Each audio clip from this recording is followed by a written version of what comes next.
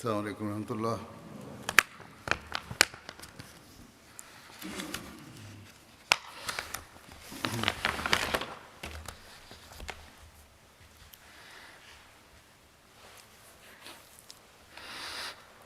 أشهد أن لا إله إلا الله وحده لا شريك له وأشهد أن محمدا عبده ورسوله أما بعد فأعوذ بالله من الشيطان الرجيم بسم الله الرحمن الرحيم الحمد لله رب العالمين الرحمن الرحيم مالك يوم الدين إياك نعبد وإياك نستعين اهدنا الصراط المستقيم صراط الذين أنعمت عليهم غير المغضوب عليهم ولا الضالين.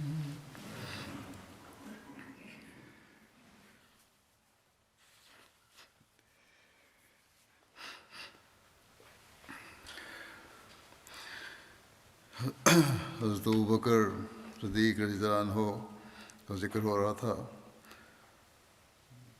گزشتہ سے پہلے خطبے میں. اس میں ذکر ہوا تھا. Dans l'avant-dernier sermon, j'évoquais Abu Bakr as-Siddiq radhiyallahu anhu. لالچ میں حضرت صلی اللہ علیہ وسلم کو پکڑنے کی نیت سے نکلا تھا. لیکن Je mentionnais Suraka qui, appâté par la prime, اس کے آگے était sorti pour tenter de capturer le saint prophète Mohammed paix soit sur lui. حضرت صلی اللہ علیہ وسلم Mais quand le décret de Dieu a entravé son intention, کہ جب il a demandé à l'envoyé d'Allah, sallallahu alayhi wa sallam, de lui accorder sa protection quand il sera au pouvoir. Et il a demandé au saint prophète Mohammed paix soit sur lui de consigner cela en écrit. اس کے واپس لوٹتے ہوئے نبی اکرم صلی اللہ علیہ وسلم نے اس کو مخاطب کرتے ہوئے فرمایا Il existe certains récits à ce propos. تیرا کیا حال ہوگا جب کسی Selon un تیرے récit, ہاتھ میں ہوں گے. quand Suraka était sur le point de partir, l'envoyé d'Allah, sallallahu alayhi wa sallam, lui a dit: Ô Suraka, comment te sentiras-tu lorsque tu porteras les bracelets d'or de Khosroès au poignet? Étonné, Suraka s'est retourné et a demandé Khosroès bin Hormuz. Le saint prophète paix soit sur lui a dit oui, le même Khosroès bin Hormuz. تو حضرت عمر رضی اللہ عنہ نے Au cours du califat de Omar radhiyallahu anhu, les bracelets de Khosroès, sa couronne et sa ceinture ont été apportés à Médine.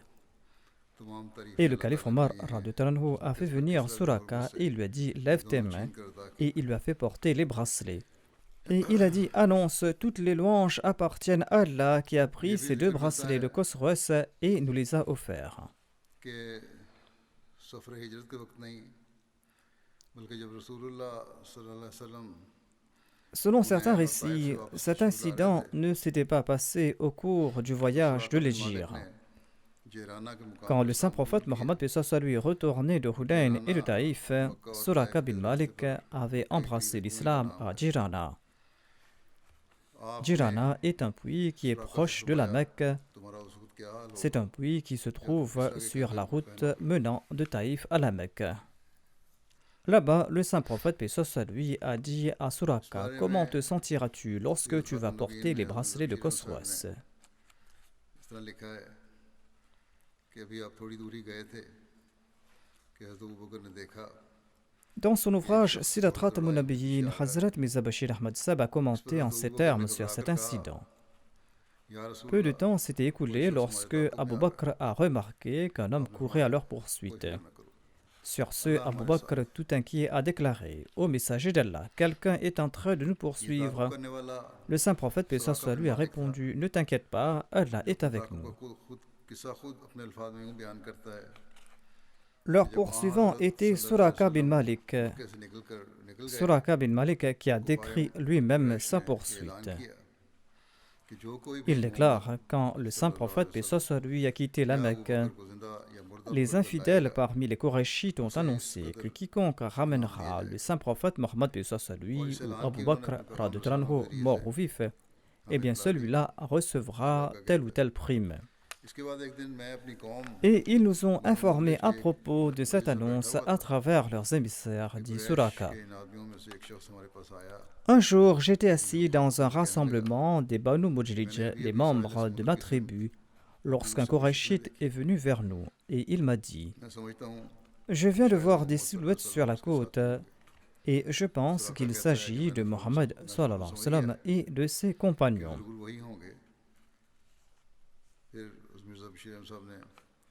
Suraka déclare que j'ai compris que c'était bien lui. Ensuite, Hazrat Mirza Bashir Ahmad Sahib a présenté le récit de la poursuite de Suraka, le fait que les présages étaient contre ses souhaits et que son cheval s'était enlisé. Ce sont des faits que j'ai déjà présentés. En tout cas, Suraka déclare « Toute cette épreuve m'a amené à croire que l'étoile de cet homme est prospère et qu'à la fin, le saint prophète Mohammed paix soit sur lui sera victorieux.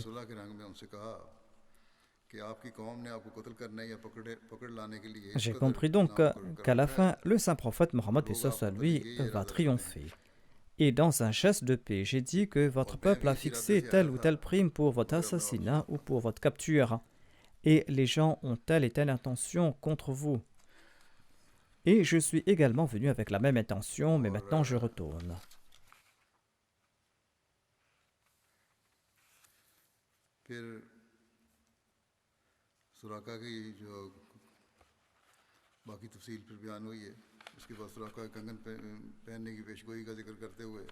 Ensuite, en évoquant la prophétie sur Suraka et sur les bracelets, Hazrat Mirza Bashir Ahmad Sahib a déclaré « Lorsque Suraka était sur le point de partir, le saint prophète Mohammed paix soit sur lui lui a dit « Comment te sentiras-tu lorsque tu vas porter les bracelets de Khosroès à tes poignets ?»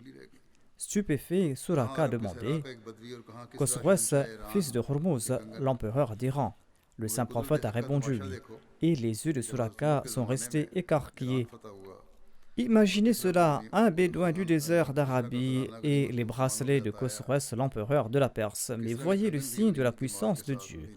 Lorsque la Perse a été conquise sous le règne de Omar et que le trésor de Khosroès est tombé aux mains des musulmans comme butin de guerre, eh bien les bracelets de Khosroès faisaient partie de ce butin qui a été apporté à Médine. Et le calife Omar a convoqué Suraka, qui était devenu musulman après la chute de la Mecque, et il a mis les bracelets de Khosroès chargés de bijoux précieux à ses poignets.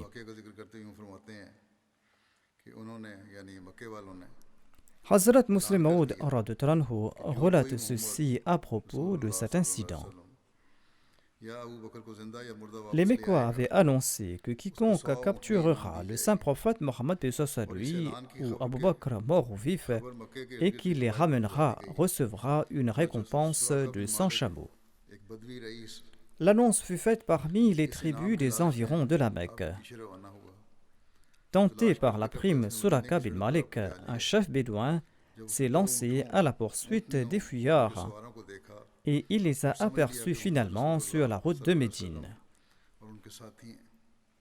Il a vu 2 chameaux montés et il était certain qu'ils portaient le saint prophète Mohammed paix soit sur lui et Abu Bakr. Sur ce, il a éperonné son cheval. Ensuite, Hazrat Muslim Maud a présenté la suite du récit. Le fait que le cheval de Suraka s'était enlisé et le fait qu'il avait tiré un augure. Il ajoute, Suraka raconte, le saint prophète paix soit sur lui allait dignement sur sa chamelle et il ne m'a pas regardé en se tournant vers l'arrière. Mais Abu Bakr, quant à lui, regardait sans cesse en arrière, craignant évidemment pour la sécurité du saint prophète Mohammed paix soit sur lui.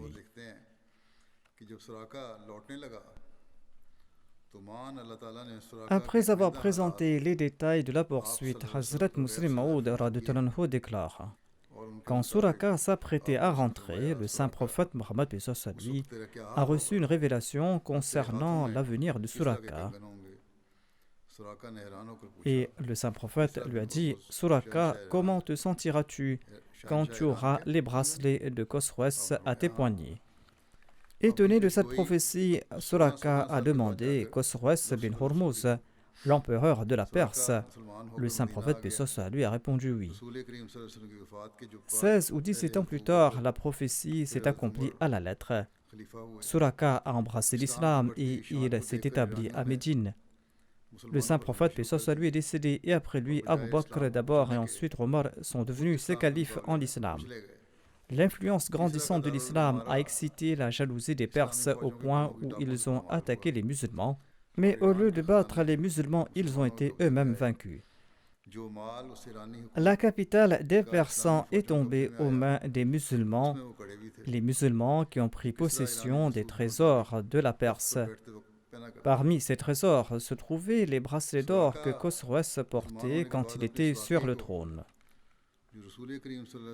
Après sa conversion, Suraka, quant à lui, avait coutume de raconter fièrement comment il avait poursuivi le saint prophète Mohammed paix soit sur lui et ce qui s'était passé entre lui et le saint prophète Mohammed paix soit sur lui. Les musulmans savaient que le saint prophète Mohammed paix soit sur lui avait dit à Suraka: Ô Suraka, comment te sentiras-tu quand tu auras les bracelets de Khosroès à tes poignets? Quand le butin de guerre a été placé devant le calife Omar, il a vu les bracelets d'or de Khosroès et il s'est souvenu de ce que le saint prophète Mohammed paix soit sur lui avait dit à Suraka. Le saint prophète paix soit sur lui avait dû s'exiler à Médine dans une période de dénuement. Suraka et les autres le poursuivaient afin de le ramener mort ou vif à la Mecque pour recevoir une prime de 100 chameaux. En ces moments difficiles, le saint prophète Mohammed paix soit sur lui avait déclaré: Ô Suraka, comment te sentiras-tu lorsque tu vas porter les bracelets de Khosroès à tes poignets? C'était là une très grande prophétie et c'était là un signe de connaissance claire de l'invisible. Quand Omar radhiyallahu anhu a vu les bracelets de Khosroès, il a témoigné de la puissance de Dieu. Il a convoqué Suraka et il lui a ordonné d'enfiler les bracelets de Khosroès. Suraka a objecté en disant au calife du prophète: L'islam interdit aux hommes de porter de l'or. Le calife Omar radhiyallahu anhu a répondu: C'est vrai, mais l'occasion est exceptionnelle. Cette interdiction ne s'applique pas ici. Allah avait informé le saint prophète Mohammed paix soit sur lui que les bracelets d'or de Khosroès seraient un jour à tes poignets. Tu dois soit les porter maintenant, sinon tu seras passible de punition.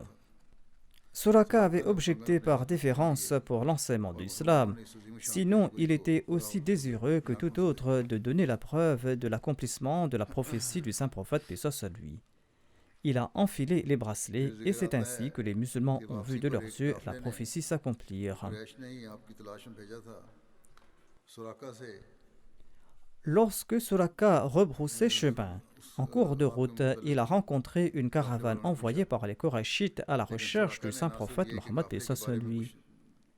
Les membres de cette caravane ont interrogé Suraka à propos du saint prophète paix soit sur lui. Suraka n'a rien dévoilé à propos du saint prophète paix soit sur lui et il leur a parlé d'une telle manière que les poursuivants sont retournés sur leurs pas.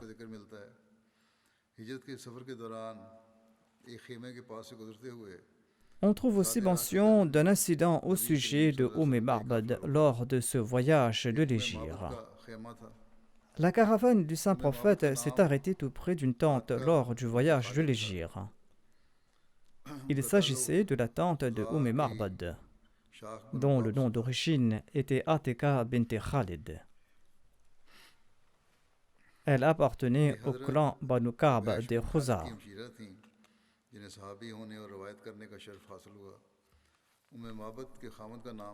Elle était aussi la sœur de Hubaysh bin Khalid, qui était un compagnon du saint prophète, paix soit sur lui, et qui était aussi un narrateur de hadith. Le mari de Marbad se nommait Abu Marbad, et on dit qu'il avait aussi rapporté des hadiths du saint prophète Mohammed, paix soit sur lui. Il est mort du vivant de l'envoyé d'Allah, sallallahu alayhi wa sallam. On ne connaît pas le nom d'origine d'Abu Marbad. La tente Marbad était à Qudayd, à Namout, tout près de la Mecque, à quelques kilomètres au sud de Rabiq. Il se trouvait là-bas le sanctuaire de la célèbre idole Manat que les habitants de Médine adoraient. Marbad était une femme courageuse et forte. Elle était assise dans la cour de sa tente et nourrissait et abeuvrait ceux qui passaient par là. L'envoyé d'Allah, sallallahu alayhi wa sallam, et ses compagnons ont voulu lui acheter de la viande et des dattes, mais elle n'avait rien à leur vendre. À l'époque, les membres de la tribu Marbad étaient dans le besoin et ils étaient frappés de famine. Marbad a répondu: si nous avions quelque chose à offrir, nous ne vous l'aurions pas caché.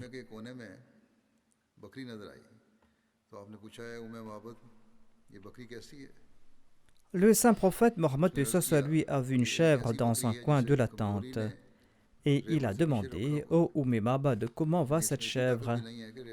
Elle a répondu: elle est si faible qu'elle ne pouvait pas accompagner le troupeau. C'est-à-dire qu'elle n'avait pas la force de sortir avec le troupeau. L'envoyé d'Allah a demandé: donne-t-elle du lait? Elle a répondu: elle est si faible qu'il est impossible qu'elle puisse en donner. L'envoyé d'Allah a demandé de nouveau: me permettez-vous de la traire? Marbad a répondu: si vous pouvez voir du lait en elle, eh bien faites-le.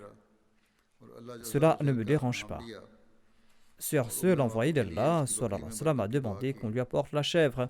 Il a passé ses mains sur ses pieds et il a pris le nom d'Allah et il a prié pour qu'Allah bénisse la chèvre Marbad.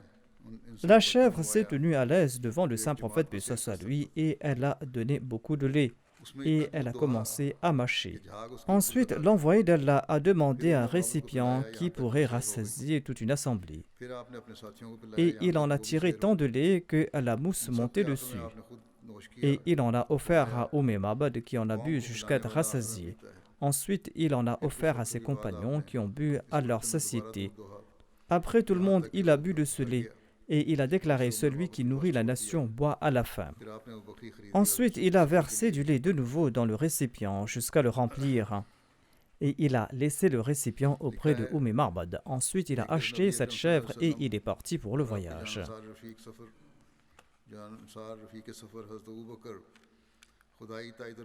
D'une part, le saint prophète, paix soit sur lui, et son compagnon dévoué Abu Bakr voyageaient sous l'aide d'Allah, comme s'ils étaient en présence des anges gardiens. Et d'autre part, les habitants de la Mecque n'avaient pas encore baissé les bras. Ils ne cessaient de le poursuivre. Et un groupe de Korachites s'était mis à la recherche du saint prophète Mohammed, paix soit sur lui, et ils sont arrivés tout près de la tente de Marbad. Dès qu'ils sont descendus de leur monture, ils ont commencé à poser des questions sur le saint prophète Mohammed, paix soit sur lui. Marbad a eu un pressentiment et elle a répondu: vous me demandez à propos de quelque chose que je n'ai jamais entendu et je ne comprends pas non plus ce que vous souhaitez. Les Korachites ont voulu la presser, mais cette brave femme a déclaré: si vous ne partez pas de là, je vais appeler les membres de ma tribu. Les Korachites connaissaient le statut de cette femme. C'est pour cette raison qu'ils ont préféré rebrousser chemin.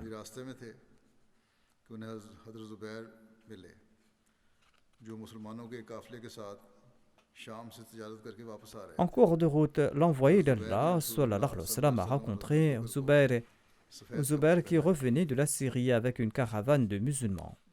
Zubair a offert au saint prophète Mohammed, paix soit sur lui, et à Abu Bakr des vêtements de couleur blanc. Hazrat Mirza Bashir Ahmad Sahib évoque cette rencontre en ces termes. En cours de route, l'envoyé d'Allah sallallahu alayhi wa sallam, a rencontré Zubair bin al-Awwam. Zubair qui retournait à la Mecque avec un petit groupe de musulmans après des affaires en Syrie. Zubair a offert un ensemble de vêtements blancs au saint prophète sallallahu alayhi wa sallam et un autre à Abu Bakr radhiyallahu anhu. Et il a déclaré: après mon retour à la Mecque, moi aussi je vais venir vous rejoindre bientôt à Médine.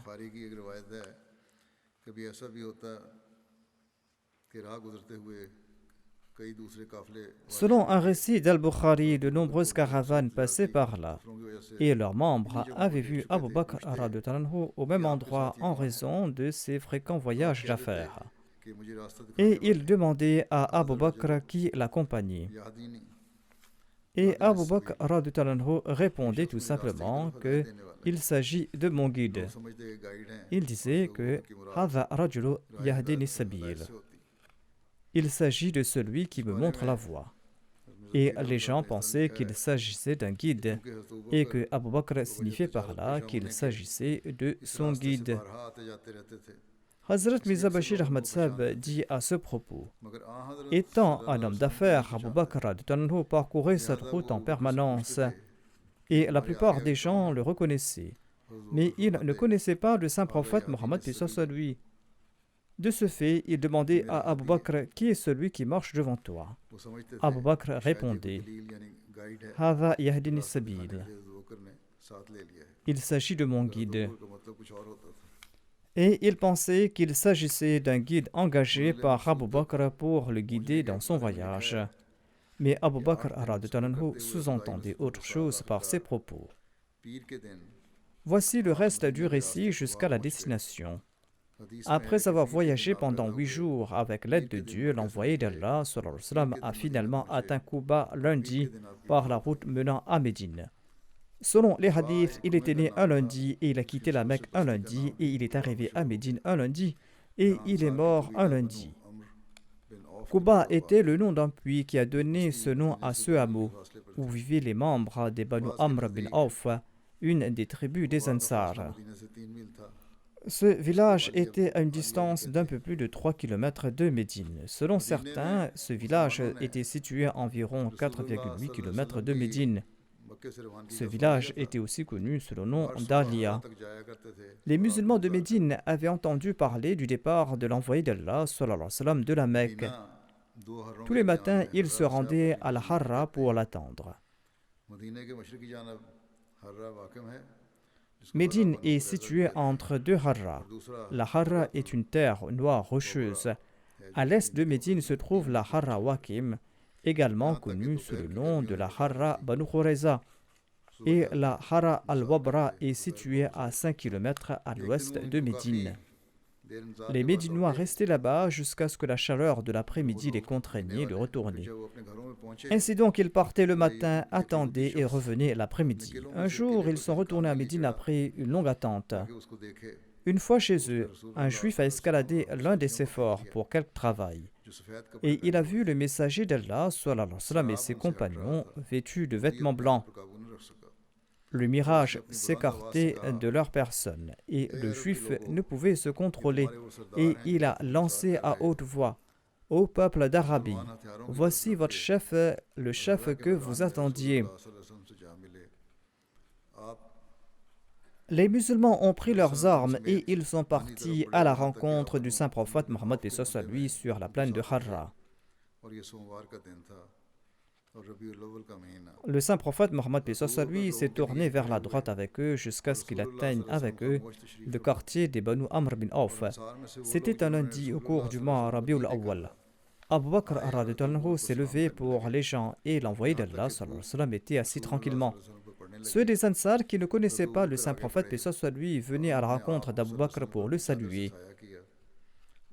Quand le soleil a commencé à tomber sur l'envoyé d'Allah, sallallahu alayhi wa sallam, Abu Bakr s'est avancé et il a fait de l'ombre pour le saint prophète paix soit lui avec son manteau. C'est là que les gens ont reconnu qu'il s'agissait en fait du saint prophète paix soit lui.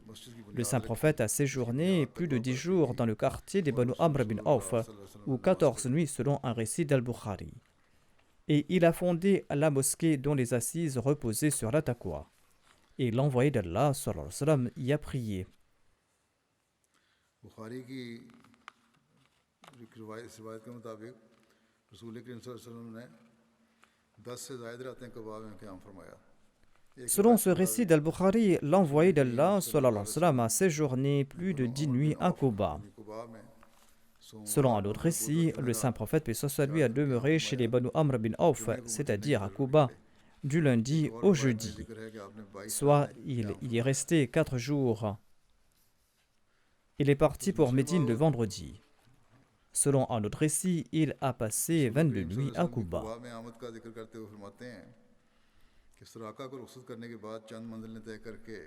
Hazrat Muslim Maud évoque en ces termes l'arrivée du saint prophète paix soit sur lui à Quba.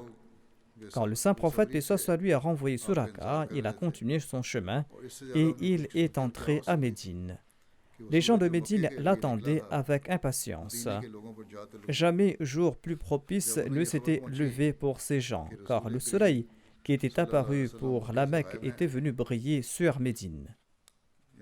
La nouvelle du départ du saint prophète paix soit sur lui de la Mecque était parvenue aux habitants de Médine et tous attendaient son arrivée. Et certains des Médinois ont fait plusieurs kilomètres pour aller au-devant de lui. Parti le matin, il rentrait le soir déçu. Lorsque le saint prophète paix soit sur lui est arrivé enfin à Médine, eh bien, il a décidé de s'arrêter quelque temps à Quba, qui est un village voisin. Un juif avait vu les 2 chameaux et il a conclu qu'il portait le saint prophète Mohammed paix soit sur lui et ses compagnons. Il est monté sur une hauteur et il a crié au fils de Qayla. Qayla était une vieille femme de Médine et on disait des habitants de Médine qu'ils étaient les enfants de Qayla. Le juif a déclaré: celui que vous attendez est venu. Tous ceux qui ont entendu le juif ont couru vers Quba et les villageois de Quba étaient enthousiasmés par l'arrivée du saint prophète Mohammed paix soit sur lui. L'extrême simplicité du saint prophète Mohammed paix soit sur lui est illustrée par un incident qui a eu lieu à Quba. La plupart des gens de Médine n'avaient jamais vu le saint prophète paix soit sur lui. Il était assis sous un arbre à l'extérieur de Quba et les gens accouraient vers lui de Médine. Étant donné sa grande simplicité, beaucoup d'entre eux ont pris Abu Bakr pour le prophète d'Allah. En effet, bien qu'Abu Bakr était plus jeune, il avait la barbe plus grise que le saint prophète paix soit sur lui et il était mieux habillé que l'envoyé d'Allah sallallahu alayhi wa sallam. Ainsi donc, dans leur méprise, ces gens se tournaient vers Abu Bakr avec grand respect, croyant qu'il était le prophète d'Allah. Lorsque Abu Bakr s'est rendu compte de leur méprise, il s'est levé rapidement, il a pris son manteau et il a suspendu face au soleil. Et il a déclaré au prophète d'Allah: vous êtes au soleil, je vous fais de l'ombre. Ainsi, avec tact, il a fait comprendre aux gens leur erreur.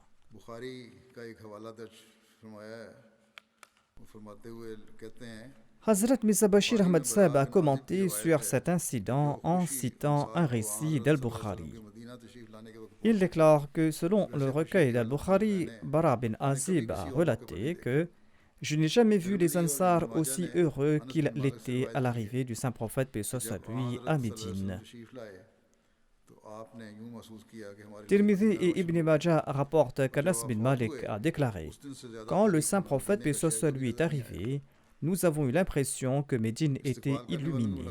Et le jour où le saint prophète est décédé, la ville de Médine n'avait jamais semblé plus sombre. Après avoir rencontré les gens qui étaient venus le recevoir, le saint prophète paix soit sur lui, pour une raison que l'histoire n'a pas enregistrée, n'est pas entré directement dans la ville. Au lieu de cela, il s'est écarté vers la droite et il s'est rendu vers un lieu élevé nommé Quba, qui était situé à une distance de 3 à 4 km de la ville.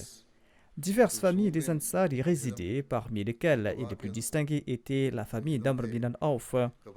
À l'époque, Kulthum bin al-Hadam était le chef de cette famille. Les Ansar de Quba ont réservé un accueil très chaleureux au saint prophète Mohammed paix soit sur lui. Le saint prophète paix soit sur lui a résidé chez Kulthum bin al-Hadam pendant quelque temps. Les Muhajirines qui étaient déjà à Quba avant l'arrivée du saint prophète paix soit sur lui résidaient dans la maison de Kulthum bin al-Hadam et dans la maison d'autres nobles parmi les Ansar.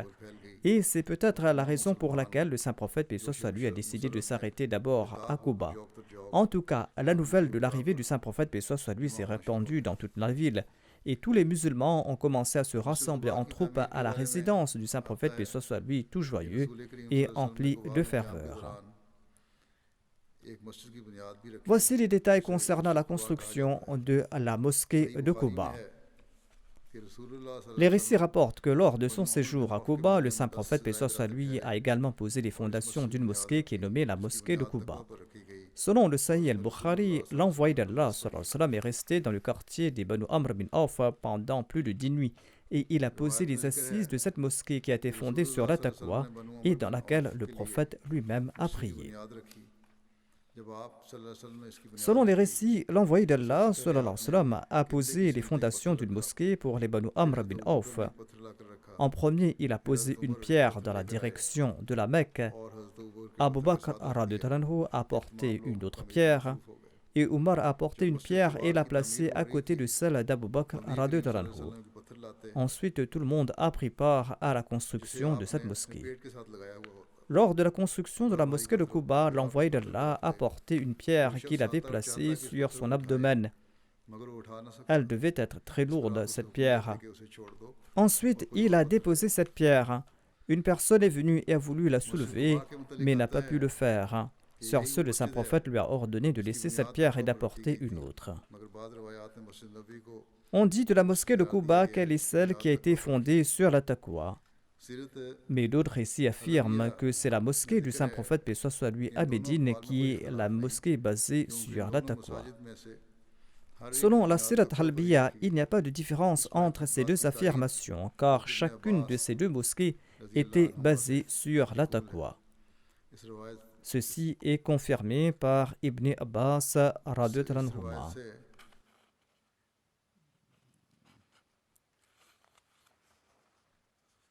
रिवायत के मुताबिक उनकी राय थी कि मदीना की तमाम मसाजिद जिसमें कुबा की मस्जिद भी शामिल है उनकी इसकी बुनियाद तकवा पर रखी गई है लेकिन जिसके मुताबिक आयत नाज़िल Selon ce récit, Ibn Abbas était d'avis que toutes les mosquées de Médine, y compris la mosquée de Quba, sont basées sur la taqwa.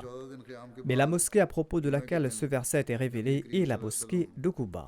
Quba से मदीना की तरफ Après avoir séjourné 10 ou 14 jours, l'envoyé d'Allah a quitté Quba pour Médine le vendredi. तो जुमे का वक्त हो गया आप En cours de route, ils sont arrivés dans les quartiers des Banu Salim bin Auf au moment de la prière du vendredi. तादाद 100 थी Le saint prophète, paix soit sur lui, ainsi que les musulmans ont accompli la prière du vendredi dans la mosquée de la vallée de Ranouna, et leur nombre était d'une centaine. मस्जिद को मस्जिद उल La vallée de Ranouna était située au sud de Médine. पहला जुमा था जो Dès lors qu'il avait accompli la prière du vendredi dans cette mosquée, celle-ci était connue sous le nom de la mosquée de Juma.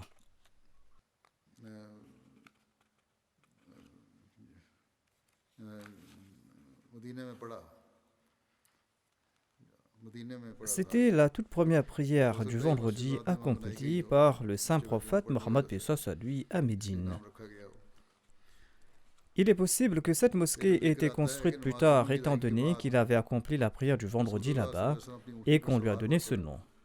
मदीने की तरफ रवाना हुए उस वक्त Après les prières du vendredi, l'envoyé d'Allah sallallahu alayhi wa sallam, est monté sur sa chamelle et il est parti dans la direction de Médine. Abu Bakr était assis derrière lui. बहुत से लोगों ने आपको पीछे करने की कोशिश की एक वाकया कुतुब तारीख में Appâtés par la prime, beaucoup de gens ont tenté de poursuivre le saint prophète Mohammed paix soit sur lui. Les recueils d'histoire relatent l'incident qui suit. Bourayda bin Husayb relate ceci. Il a déclaré que lorsque les Qurayshites ont fixé une récompense de 100 chameaux pour celui qui pourra capturer le saint prophète paix soit sur lui, mort ou vif, eh bien, j'ai été tenté par la prime, dit Bourayda, et je suis sorti avec 70 hommes de parmi les Banu Saham. मैंने कहा बुरैरा Et j'ai rencontré l'envoyé d'Allah, sallallahu alayhi wa sallam. Il m'a demandé qui es-tu? की तरफ मुतवज्जह J'ai répondu Bourayda. और फरमाया ए अबू बकर Sur ce, l'envoyé d'Allah, paix soit sur lui, s'est tourné vers Abu Bakr et il a déclaré: Ô Abu Bakr, कबीले से हो notre situation s'est améliorée. कबीला असलम से आपने फरमाया सलाम Ensuite, il m'a demandé: फिर पूछा किसकी à quelle औलाद से? tribu appartiens-tu? मैंने कहा बनु J'ai असलम। répondu à la tribu Aslam. आपने फरमाया ए Abu Il m'a répondu: que tu sois en paix. तुम्हारा सहम Ensuite, il m'a demandé qui sont tes ancêtres. J'ai répondu les Banu Saham. Il a dit: ô Abu Bakr, tu as décroché le lot. Ensuite, Bouraïda a demandé au saint prophète Mohammed, paix soit sur lui, qui êtes-vous? L'envoyé d'Allah, paix soit sur lui, a répondu: je suis Mohammed bin Abdillah, le messager d'Allah. Sur ce, Bouraïda a déclaré: je témoigne que nul n'est digne d'adoration sauf Allah et que Mohammed est son serviteur et son messager. Ensuite, Bouraïda a embrassé l'islam ainsi que tous ceux qui étaient avec lui. Bouraïda a déclaré: toutes les louanges sont dues à Allah. Les Banu Saham ont accepté l'islam de leur plein gré et sans aucune contrainte. Le matin, Bouraïda a déclaré au messager d'Allah: vous devez entrer à Médine avec un drapeau. Il a enlevé son turban et il l'a attaché à sa lance et il a marché devant l'envoyé d'Allah jusqu'à ce que les musulmans entrent à Médine. Le Sahih al-Bukhari présente le récit d'Anas bin Malik sur l'arrivée du saint prophète Mohammed lui à Médine. Il déclare: l'envoyé d'Allah est venu à Médine et il est parti chez les Banu Amr bin Auf dans les hauteurs de Médine. L'envoyé d'Allah, paix soit sur lui, a séjourné chez eux pendant 14 nuits. Ensuite, il a convoqué les Banu Najjar. Ils sont venus portant leurs épées. Anas bin Malik déclare: je me souviens de cet incident comme si je voyais à présent l'envoyé d'Allah, paix soit sur lui, chevauchant sa monture. Abu Bakr était monté derrière lui. Le groupe des Banu Najjar était autour de lui. En fin de compte, l'envoyé d'Allah, paix soit sur lui, a campé dans la cour d'Abu Ayyub. Hazrat Mirza Bashir Ahmad Sahib écrit à ce propos: après un séjour de plus de 10 jours à Quba, le vendredi, le prophète d'Allah, paix soit sur lui, est parti pour la ville. Un grand groupe de parmi les Ansar et des Muhajirin l'accompagnait. L'envoyé d'Allah était sur une chamelle et Abu Bakr était derrière lui. Lentement mais sûrement, la caravane avançait vers la ville. L'heure de la prière du vendredi est arrivée en cours de route et le prophète de Dieu s'est arrêté dans le voisinage des Banu Salim bin Auf. Il a prononcé le sermon et ses compagnons ont prié derrière lui. Les historiens disent que bien que la prière du vendredi était déjà en vogue, c'était la première prière du vendredi que l'envoyé d'Allah avait dirigée en personne. Par la suite, le service de la prière du vendredi a commencé officiellement. L'on déduit de cela que la mosquée d'Al-Juma a été bâtie plus tard. Après les prières du vendredi, la caravane a avancé. Lorsque le saint prophète passait devant les maisons des musulmans, ces derniers, dans leur hameau, disaient: ô messager d'Allah, voici nos biens, voici nos vies, voici nos maisons, nous sommes à votre service, nous avons les moyens d'assurer votre protection. Veuillez rester avec nous. Le saint prophète priait pour ces musulmans et il se dirigeait lentement vers la ville. Dans leur joie, les femmes et les filles musulmanes montaient sur les toits de leur maison et elles chantaient.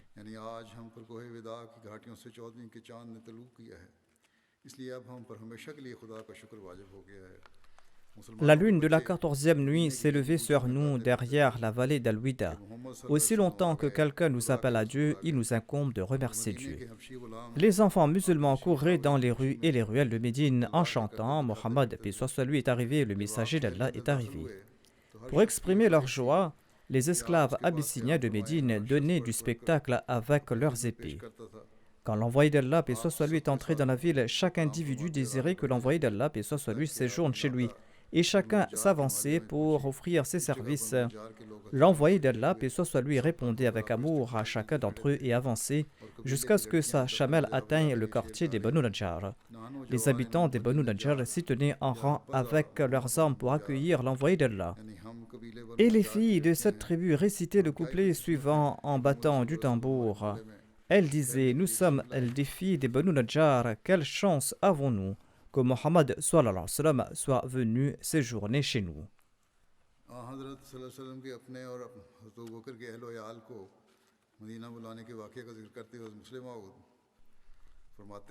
Hazrat Muslim Maud présente les récits des démarches entreprises par le saint prophète Mohammed paix soit sur lui pour faire venir sa famille et celle d'Abu Bakr à Médine. Il déclare, peu de temps après son arrivée à Médine, le prophète d'Allah a envoyé à la Mecque Zayd, son esclave affranchi, pour ramener sa famille. Étant donné que les Mécois étaient quelque peu inquiets de cette migration soudaine, ils ont mis fin à leur persécution pendant quelque temps. Et en raison de cette crainte, ils n'ont pas résisté au départ de la famille du saint prophète paix soit sur lui et de celle d'Abu Bakr de la Mecque. Et les membres des familles du saint prophète paix soit sur lui et d'Abu Bakr sont arrivés sains et saufs à Médine. Au cours de cette période, le saint prophète paix soit sur lui a d'abord fondé une mosquée sur le terrain qu'il avait acheté. Il a ensuite construit des maisons pour lui et pour ses compagnons. Après la migration à Médine, Abu Bakr as-Siddiq a logé chez Khubayb bin Asaf à Souna, qui se trouve à la périphérie de Médine, à environ 3 km de la mosquée du prophète d'Allah. Khubayb appartenait au clan Banu Harith bin Khazraj. Selon un autre récit, Abu Bakr logeait avec Kharija bin Zayd.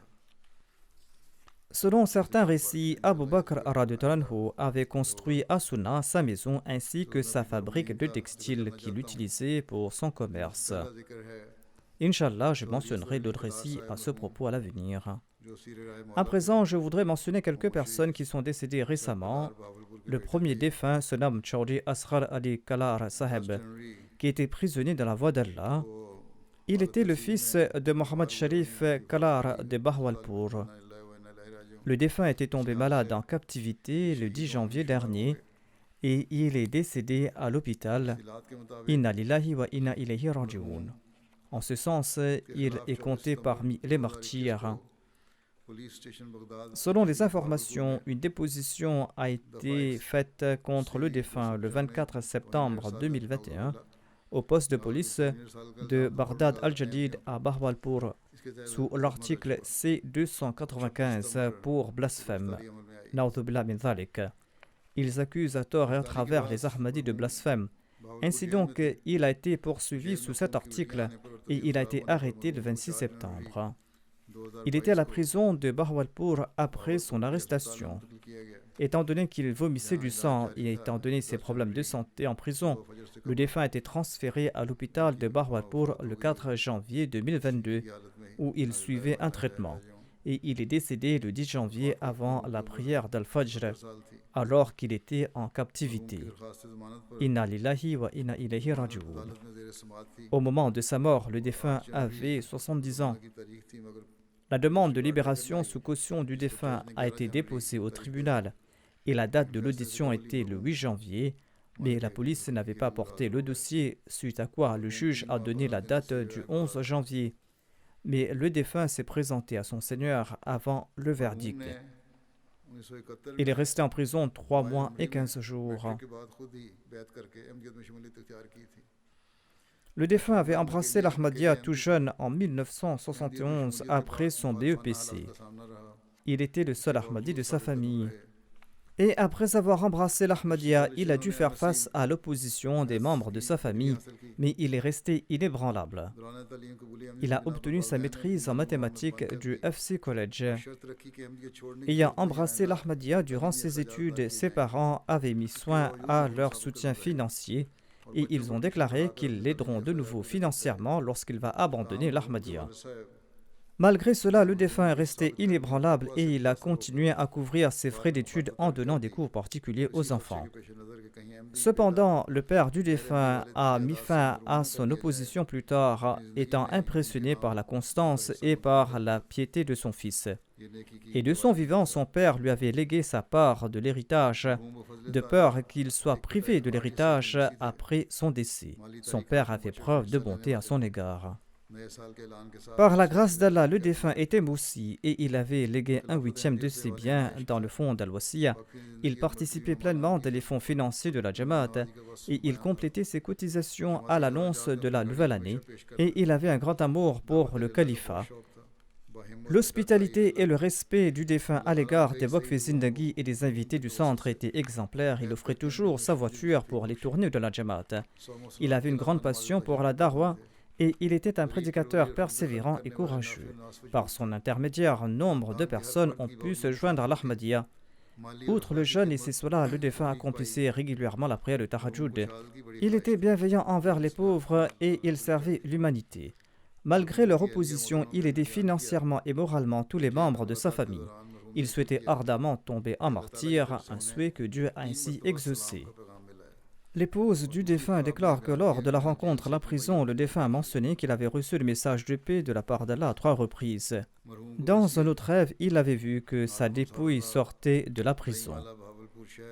Le défunt a servi en tant que Nazim Ansarullah, en tant que Zaimi Allah de la ville de Bahawalpur, en tant que secrétaire d'Awatilillah, en tant que secrétaire Waqf Jadid, en tant que secrétaire Islah Ishad du district. Il servait aussi comme qazi du district au moment de son décès.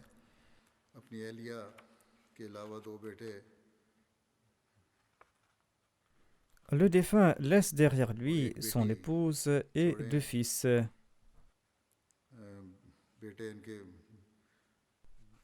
Il laisse aussi derrière lui une fille.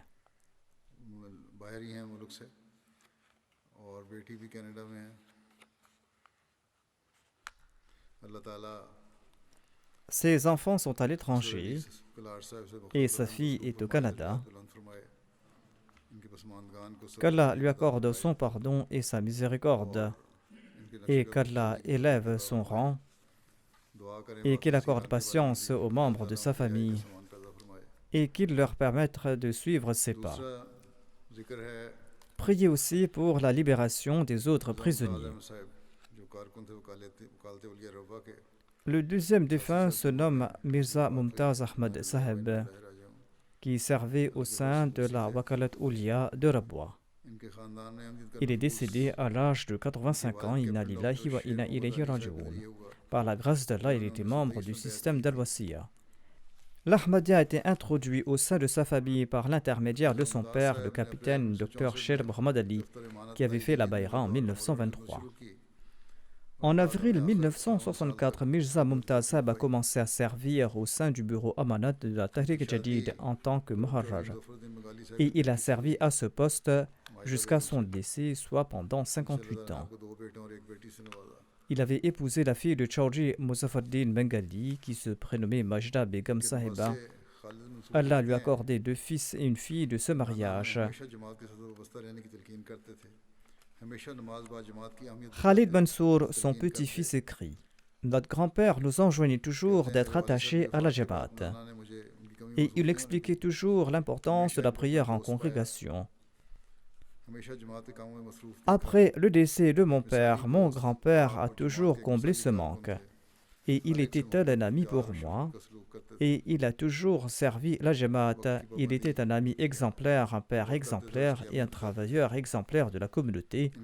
Il aimait tout le monde et il était gentil envers tout le monde. Il était très ponctuel et il enseignait aussi l'importance de la ponctualité. » Sayyid Nasir Saheb, qui travaillait avec lui, a déclaré « J'ai travaillé avec le défunt pendant une très longue période. Il était très rigoureux dans son travail et une fois qu'il avait terminé son travail, il aidait également les autres. » Luqman Saqib Saheb, qui est missionnaire, écrit à son sujet « En dépit de sa santé fragile, le défunt s'acquittait de ses tâches avec diligence et de manière remarquable. Et jusqu'au dernier moment, sa mémoire était parfaite. Il était capable de dire dans quel dossier et dans quel fichier se trouvaient des informations concernant telle ou telle affaire vieille depuis plusieurs années. Il appréciait des blagues polies et il en prenait plaisir à les écouter, mais il ne parlait pas sans raison et ne bavardait pas en vain. Une fois ses tâches accomplies au bureau, lorsqu'il lui restait du temps, il prenait un dossier et il s'asseyait sur sa chaise et il commençait à lire le dossier. Le docteur Sultan Mubashir déclare que le défunt était très humble. En dépit d'être un cadre supérieur, il attendait son tour à l'hôpital et il ne laissait jamais transparaître qu'il était pressé. Et il était très reconnaissant et il était très patient. Malgré le fait qu'il souffrait depuis longtemps, il n'a jamais fait preuve d'impatience. Il n'avait pas un cercle d'amis très large. Il n'avait pas beaucoup d'amis, donc, mis à part ses collègues de bureau.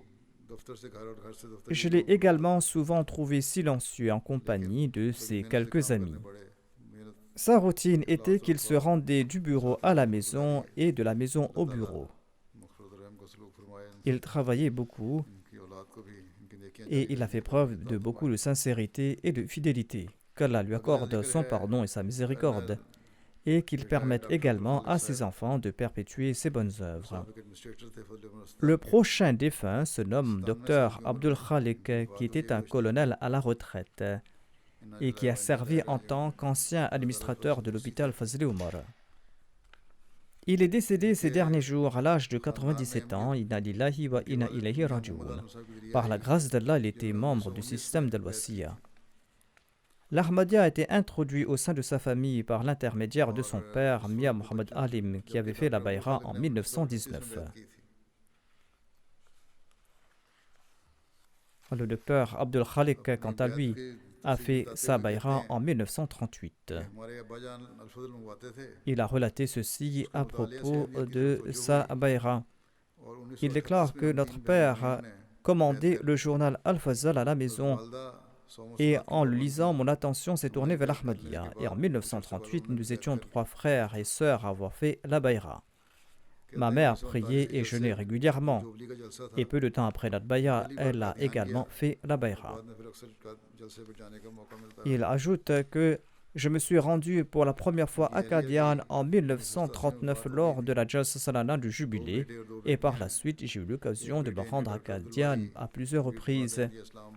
Son épouse est décédée en 1987. Le défunt a 2 fils et 2 filles.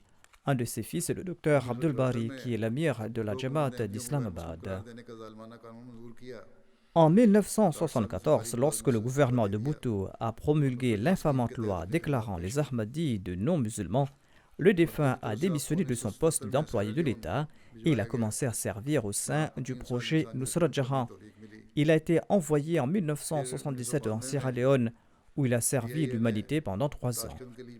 Ensuite, en 1992, lorsque la compagnie aérienne PIA a commencé à desservir Tashkent, le défunt a saisi cette opportunité pour demander l'autorisation de servir de manière temporaire à Tashkent et dans le reste de l'Ouzbékistan. Le centre a accepté sa requête et il a servi à Samarkand et à Bukhara, accompagné de sa sœur cadette.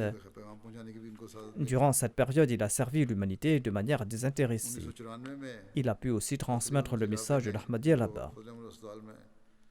En 1994, le 4e calife l'avait nommé administrateur de l'hôpital Fazl Omar à Rabwa, où il a servi jusqu'en juin 2005, soit pendant environ plus de 10 ans. Durant son mandat, de nombreux projets de construction et d'extension ont été complétés à l'hôpital Fazl Omar.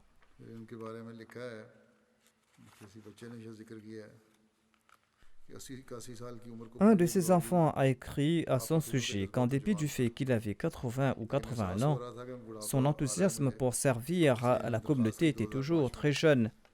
Mais il avait compris qu'il était devenu vieux. C'est pour cette raison que, suite à une demande qu'il m'avait formulée en 2005, je l'ai autorisé à prendre sa retraite. Et il s'est installé définitivement à Islamabad. Et à Islamabad, il servait en tant que qadi. Le docteur Abdul Bari, son fils aîné, déclare: le défunt était toujours soucieux de l'éducation religieuse et morale de ses enfants. Il passait son temps matin et soir à réciter le Saint-Coran. C'était son occupation préférée. Et pour les affaires importantes, il prenait toutes ses décisions en se basant sur le Saint-Coran. Le docteur Muzaffar Ali Nasser, son beau-fils, qui sert en tant que naïb amir du district de Wakent, a déclaré qu'il n'avait jamais vu une autre personne réciter autant le Saint-Coran durant toute la journée. Il avait un grand amour pour le Saint-Coran.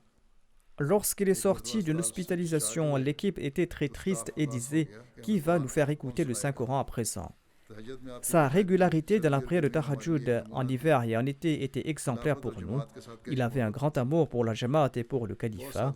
Il menait une vie très simple et il ne se plaignait jamais. Le petit-fils de son frère, Abdus Samad Rizvi, écrit ceci: Le défunt a enduré toutes les souffrances pour l'amour d'Allah et il a renoncé à son propre bonheur. Il ajoute: j'ai eu l'occasion de séjourner plusieurs fois dans sa maison à Rabwa et il m'a permis de connaître le Dieu vivant. Ses prières de Tahajjud étaient uniques. Le respect et l'amour pour le califat étaient ancrés en sa personne et ceci a contribué à notre bonne éducation. Le docteur Abdul Khalik Saheb de l'hôpital Fazl Omar écrit ceci. Le défunt faisait preuve de gentillesse à l'égard des jeunes médecins de l'hôpital Fazl Omar et il enjoignait aux médecins seniors à accorder une attention particulière à la formation des jeunes médecins. Il supervisait et protégeait de manière très honnête les biens de l'hôpital et il aidait les pauvres et les nécessiteux avec son propre argent. Le docteur Mohammad Ahmad Ashraf écrit ceci. Le défunt était très tolérant, il avait une nature très douce et il était très patient. Et il était très bienveillant, il était taciturne, mais d'un point de vue administratif, il faisait preuve d'une grande vigilance à l'égard de tous les points, même mineurs, et il faisait respecter les principes. Il exhortait aussi d'autres médecins à venir servir de manière temporaire à l'hôpital Fazl Omar. Il encourageait son beau-fils ainsi que ses fils à venir servir au sein de cet hôpital.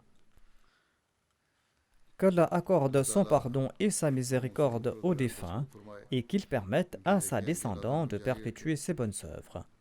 Je dirigerai les prières funéraires des défunts après la prière de Jumu'ah.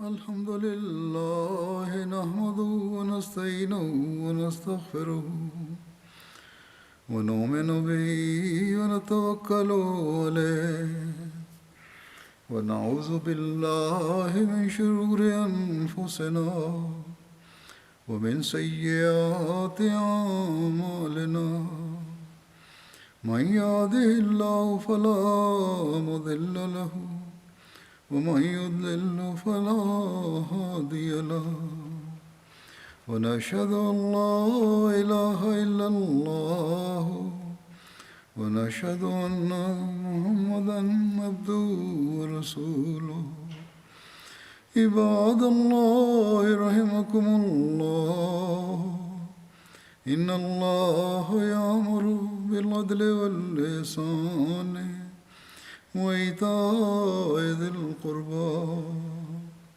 وينهى عن الفحشاء والمنكر والبغي يعظكم لعلكم تذكرون اذكروا الله يذكركم وادعوه يستجب لكم ولذكر الله أكبر